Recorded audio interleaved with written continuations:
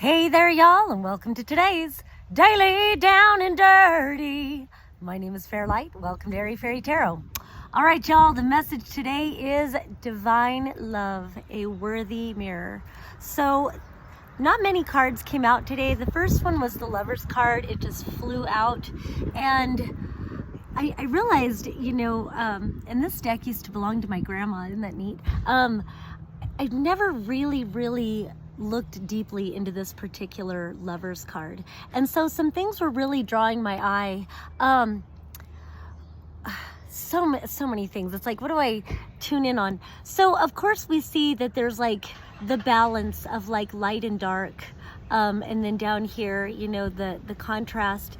And I love that like the inner child reflects the mirror of each person here. They're holding hands. It reminds me of that William Blake quote, something about our roots intertwine. I wish I could remember the whole thing. So there's this beautiful love, and there's more I want to call attention to on this card. But the more I looked and the more I saw the balance of it all, I have a friend right now who's in a new romantic relationship, and he keeps telling her that they are the balance of each other, that she is the yin to his yang, and the hot to his cold, all of that stuff. And so it feels like that's what this is, that there's some great balance coming in. And of course this could be you within yourself. And really, when I show the other cards, it feels like if there is an outer love coming into you, it's very much reflecting to you the same balance that you are cultivating within. And maybe you've been working on yourself. It does look like there's some hesitancy, but I'll get to that in just a minute. A couple more things that really drew my eye. This egg wrapped up in a serpent. I have another deck, the Dreams of Gaia Tarot, which is one of my most favorite decks. And it's got the egg wrapped around the serpent. And I always take that like, the egg is what gets implanted. It's that feminine receiving energy where it receives the codes, it receives the imprints, so that it can give birth to the new expression, whether that's a person, whether that's a project, whether it's a song, whatever it is, and so that snake is very much that Kundalini energy, activating, wrapping it up, surrounding it. There's something protective about it too, and there's something about how the way they blend together. Then I noticed that this egg has wings, and they're like standing on the wings. Another thing that drew my eye, and I don't know why I've never seen it, because on the more traditional Rider-Waite tarot, yes, I got a haircut and I'm trying to figure out what to do with these bangs. On the traditional Rider-Waite, there is an angel that's overseeing the lovers. I never realized there's a person here, kind of a creepy looking person, but whatever. It's possibly the oversoul, so why should I get creeped out by that? I don't know.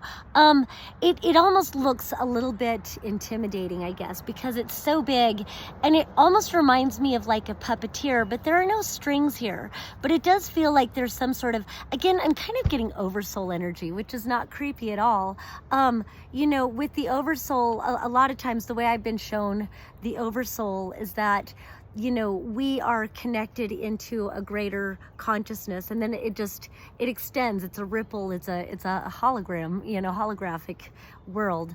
But there's our physical selves, there's our higher selves, and then there's this oversoul, and it's kind of shown me that it's this great energy, and it exists almost like in legs of a table. Our physical bodies are like the legs of this table, this much greater oversoul being. So it's almost like two people that are the same person. I usually shy away from twin flame kind of stuff because I feel like, it can be a tool for manipulation, excusing toxic behavior. So I try not to go into that too much, although I have met twin flame type energies where their love is so powerful that they are definitely here affecting a change in the consciousness of the planet. And I do believe that love will overcome. And this being's face is shrouded. And I love that, we've got arrows here, Cupid here, shooting those arrows of love. I don't know, and I kind of feel like these two energies are working together, bringing some great harmony, again, that yin-yang kind of a thing. So that's enough of that card, but there is some sort of a divine mirror being presented to you right now. And again, if there is no one, it could be that somebody's coming in for you, and if that's not what it is, then this could be a deepening of this wholeness within yourself, because we're all on a different, we're all on our path, and it shows up in different ways. And when there's 3 or more major arcanas in a reading, I always say this, I feel like you're at a major destiny point. And so great choice point. And, I guess the last thing I may say about this Lover's card is that it also does represent a great choice. So, I'm glad that came in, because you could choose not to go into divine union if it's presented. And you're allowed to choose that if you have your reasons that this just isn't, resonating with what you want right now. But it doesn't even have to be about falling in love. This can be any big choice. This could be about moving. This could be about starting a business. This could be about anything, big choice that you're making. But like I said, with the 3 major arcana, so then together we've got the Emperor reversed and the Hermit. And it's so interesting how they're moving in different directions. And the Emperor reversed is looking over at these lovers. And so that's where it almost feels like a question of worthiness. If the Emperor was upright, that would be awesome. And so then it kind of puts different spins on what the possibilities could be with this.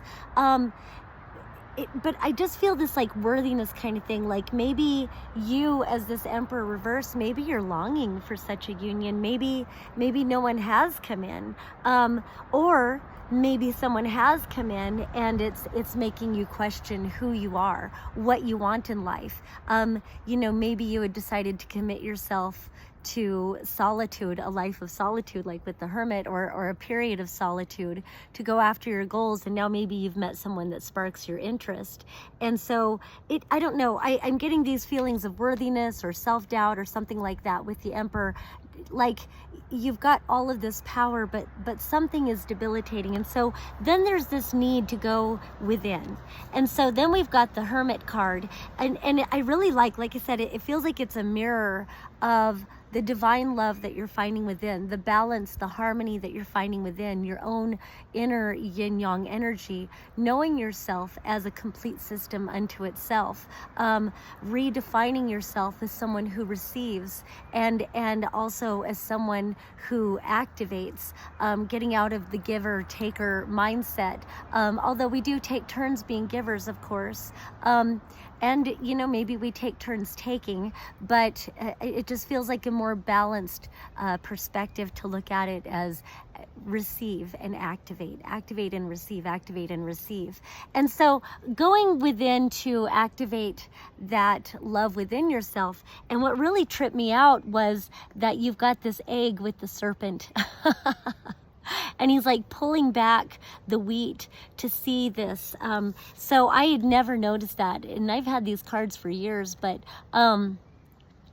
there's something about that, like a Kundalini activation, but activating what it is that that would fulfill you, whatever creativity, whatever, almost like a rebirth of self, how you're giving birth to your new self. And then I love that there's this like sperm traveling up, following the light of his lamp as he's discovering this egg. So it does feel like you're going through a great activation period. And again, whatever your storyline is, it could be that you are longing for a union like this, and so maybe you're doing the inner work to find that strength within yourself to go out and create it, or just whatever it is that you want in life, you're finding that strength within to activate it.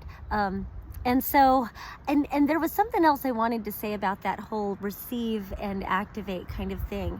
So I kind of want to go into the storyline that you are finding this beautiful divine love, and together you act as a battery of sorts.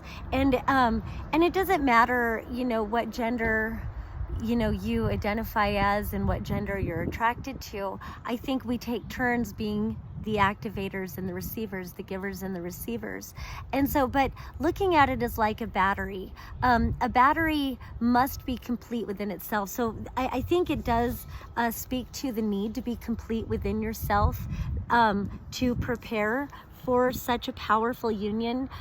This is such a powerful love that I'm getting from this, is that there's really a need to heal codependent patterns. So it looks like, you know, you've been in a big process of healing already, and so has this counterpart. And maybe, you know, if this has been going on for a while, maybe you've been in a union for a while. Maybe you've been activating each other to go within and find that inner light, that inner power, that inner divinity, and connect, so that when you do emerge upright as the Emperor, going towards this great love, you know, you're each complete unto yourselves. And so as a battery is a complete system unto itself. It's got the positive and the negative. And I just think it's so magical to look at the current that way. And the feminine is always the receiving energy. The masculine is always the activating, but again, we are complete systems unto ourselves. And so, you know, the masculine energy, the positive polarity, activates the current. The feminine receives the current, and there's this something that goes around to power something bigger, to power whatever you're using a battery for, whether it's a car or, you know, whatever you're activating in your life. So it does feel, again, I wish I didn't cringe at the term twin flame, but it does kind of feel like that, like there's some greater purpose that together you can accomplish. And then we end with the Four of Wands, which is completion. Four of Wands often is referred to as the 1111, and it's so funny because I was looking and I watched the timer and it went to 1111. So this is an activation portal. It's a doorway. You know, if you look at 1111, it's two pillars and there's a doorway in between. And again, activation codes. So you're accessing new timelines, accessing new frequencies with which you can activate these dreams, whatever it is that you are, what's that word, gestating. Whatever seeds you're nourishing, cultivating, gestating. And I like that it's also Venus in Aries. Aries is ruled by Mars. So again, this kind of holds within it the energy of that yin-yang balance. And so beautiful, beautiful reading. I love when love readings are good. All right, so that's all I have for today. Once again, my name is Fairlight. Thank you so much for watching. Peace and love until next time.